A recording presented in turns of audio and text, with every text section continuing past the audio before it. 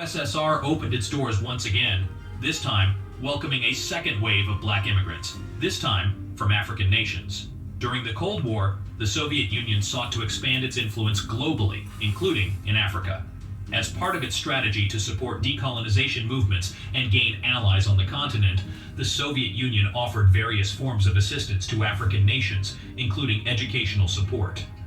One significant aspect of Soviet assistance was the provision of scholarships for students from African countries to study in the Soviet Union.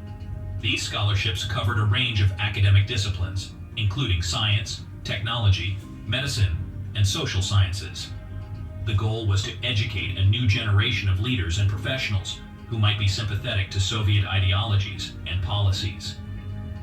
African students who received these scholarships often studied at Soviet universities and institutions, where they were exposed to Soviet educational methods and ideological perspectives. Many of these students later returned to their home countries and played important roles in politics, academia, and other fields.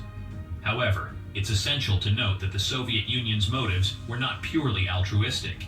They aimed to cultivate political and ideological allies in the global arena. And this is why Russia and This Africa educational outreach was part of a broader strategy that included economic aid, military assistance, and diplomatic support for African nations struggling against colonialism or dealing with the challenges of post-colonial statehood.